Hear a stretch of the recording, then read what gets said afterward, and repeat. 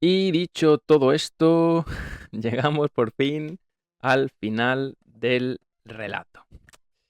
Vale. Bueno, ¿qué significa este final? Em, Años después de que este evento sucediese, un testigo revela que el reverendo no estaba pronunciando sonidos al azar. Estaba celebrando una misa católica en latín y cantando correctamente el prefacio de Navidad. Bueno, claro, esto es extraño, ¿no? Porque el pastor pertenece a una capilla protestante y afirma que solo conoce galés e inglés, o inglés y galés. Bueno, el narrador ofrece entonces una posible explicación racional. Y aquí el texto sufre una especie de gatillazo desde el terror, pero desde la racionalidad es un giro, bueno, bastante digno, ¿no? Vamos a decirlo así.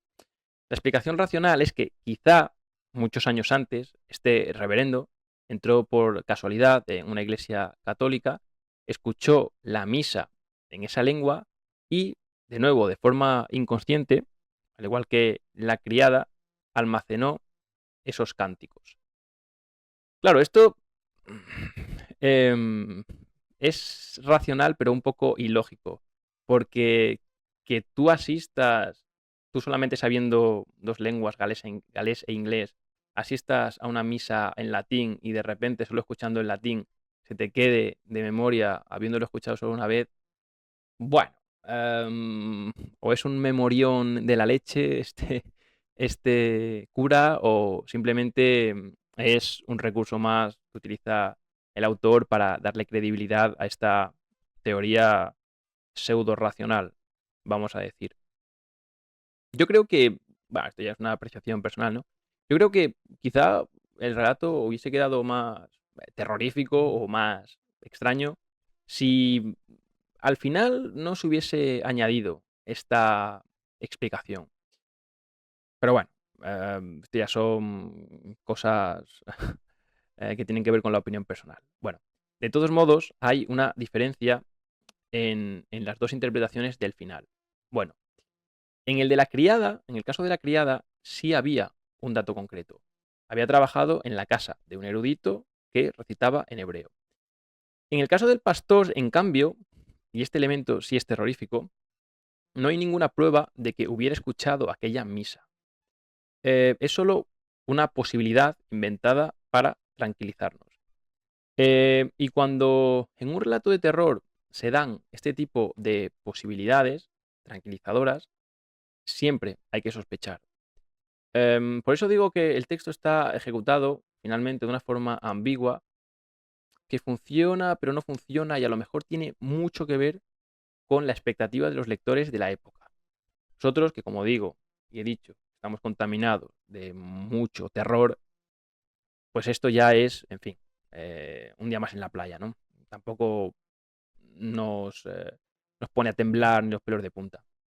Claro, por eso el narrador habla de un pretexto con el que eludir lo razonable. Está siendo irónico, claro. Siempre podemos fabricar una explicación, pero eso, de nuevo, no implica que sea cierta. Y al final, el misterio no se resuelve del todo.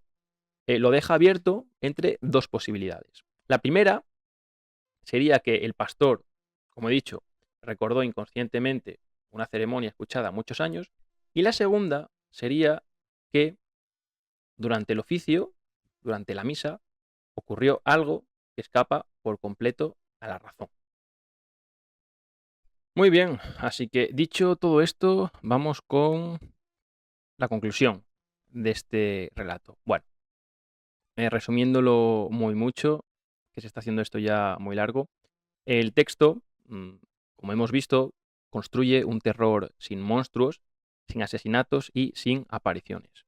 Se haría mediante una voz que duda, mediante un texto con apariencia de documento, ensayo o mm, texto cronístico, podríamos decir, una acumulación de testimonios y una ruptura mínima de la realidad cotidiana, o lo que hemos denominado antes Freud, ahora nosotros, como un Heimlich. Bueno, primero se nos enseña un misterio que parece resolverse, pero después nos presenta otro semejante que elimina la prueba que permitiría explicarlo. La gran lección para quienes lean terror o quieran escribirlo sería: no siempre hay que mostrar lo sobrenatural. A veces basta simplemente con construir una explicación racional y dejar dentro una grieta que no termina de cerrarse, como hemos visto en este texto, que funciona precisamente porque es ambiguo. Y aunque yo haya dicho que es un poco un gatillazo de terror, también esto tiene que ver con las decisiones que toma el em, autor, obviamente, con la expectativa del lector de su época y con cómo este, eh, iba a decir narrador, no, más bien cómo este autor quiere transmitir esta información a sus lectores. En Poe, por ejemplo, que es el gran papá del terror gótico, generalmente todos sus textos terminan con algo inexplicable, algo que escapa de nuestra razón. Sin embargo, en este texto vemos que hasta lo más sobrenatural puede tener una explicación racional o se le puede dar una explicación racional verosímil, lo cual no justifica que esa explicación racional sea cierta. Y, de nuevo, como he dicho, ahí está el terror. Lo dejo aquí. Bueno, muchas gracias por llegar hasta aquí si has llegado. Si te interesa que analice algún libro, algún texto, algún poema, lo que sea, en concreto, pónmelo en los comentarios y poco más. Muchísimas gracias. Un saludo, hasta la próxima.